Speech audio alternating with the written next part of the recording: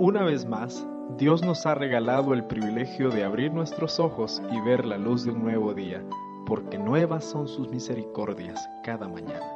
Segundo de Crónicas 20:20 declara que en el momento más difícil de la guerra, Josafat dijo al pueblo: «Creed al Señor vuestro Dios y estaréis seguros. Creed a sus profetas y seréis prosperados». Que ese sea nuestro deseo al estudiar la palabra de Dios. El comentario de este día, 19 de diciembre del 2017, está basado en Jonás capítulo 3. Tuve el privilegio de ver la puesta de sol a las orillas del mar Mediterráneo en la playa de Jonás, en Hiyet, el Líbano, ubicada a 23 kilómetros al sur de Beirut. Esta playa es considerada, de acuerdo a la tradición, como el lugar donde el gran pez vomitó a Jonás. Aquel sábado, mientras el sol se ocultaba en el horizonte del mar Mediterráneo, no pude evitar recordar la historia de Jonás. Aun cuando no estemos seguros del lugar exacto donde Dios ordenó al pez dejar al profeta en tierra firme, estar en aquella playa me hizo meditar en las lecciones que obtenemos del pequeño libro de Jonás, en especial la de que, a pesar de negarse a cumplir la orden divina, Dios le ofreció a Jonás una segunda oportunidad. Y esta es nuestra primera lección del capítulo 3 de Jonás. Dios es un Dios de segundas oportunidades. Es interesante notar que Dios no le hace ningún reproche a Jonás. El versículo 1 solo se limita a decir: la palabra del Señor vino por segunda vez a Jonás. Jonás, el siervo de Dios, ha pecado, se ha negado a seguir la orden divina y como consecuencia de ello, terminó en las profundidades del mar, en el vientre de un gran pez. Muchas veces tenemos que llegar a tocar fondo para volver a Dios, y lo maravilloso es que Dios está dispuesto a perdonarnos, y no solo a eso, sino también a darnos una segunda oportunidad para cumplir con los sueños de Dios para nuestra vida. Si hoy has pecado, si te has negado a oír la voz de Dios y obedecerle, nunca es tarde para volver a Él y guardar sus mandamientos. Dios te perdonará y te dará una segunda oportunidad. Jonás no es desagradecido con Dios y presto se dirige a Nínive para cumplir con su misión. Nínive era una ciudad grande que quizás requería de 3 días para poder recorrerla en su totalidad. De acuerdo al comentario bíblico adventista, tenía una superficie de 660 kilómetros. Si consideramos que Samaria, la capital de Israel del norte, tenía solo una superficie de 8 kilómetros, el tamaño de Nínive debió de haber causado una gran impresión en Jonás.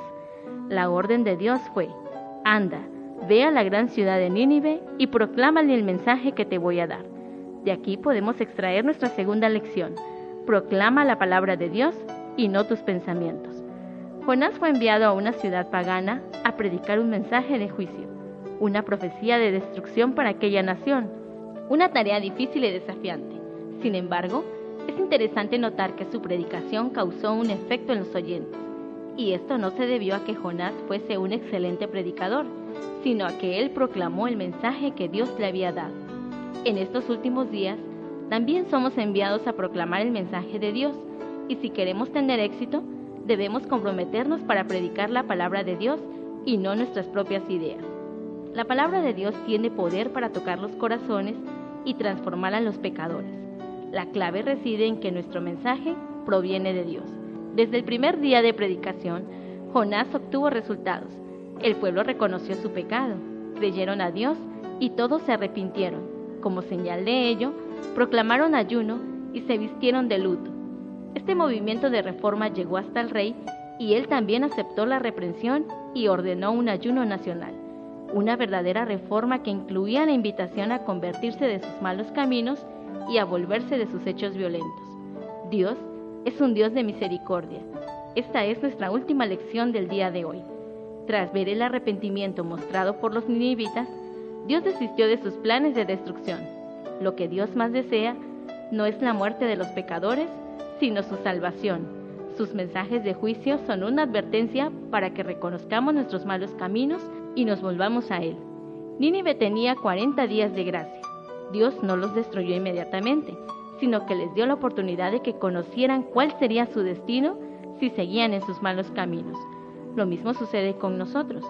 El día del juicio llegará, y cada uno recibirá conforme a sus obras. Pero Dios es misericordioso y sigue enviando sus mensajes proféticos para que podamos volvernos a Él y ser salvos. Recuerda, no importa los errores que hayas cometido. Dios es un Dios de segundas oportunidades y tiene un plan para tu vida. Busca a Dios y cumple con la misión de predicar su palabra. No importa cuánto hayas pecado, Dios está dispuesto a perdonarte. Solo debemos arrepentirnos y volvernos a Él, porque nuestro Dios es un Dios misericordioso.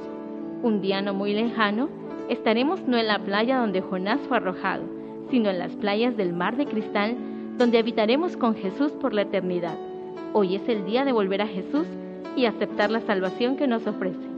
No desaprovechemos esa oportunidad.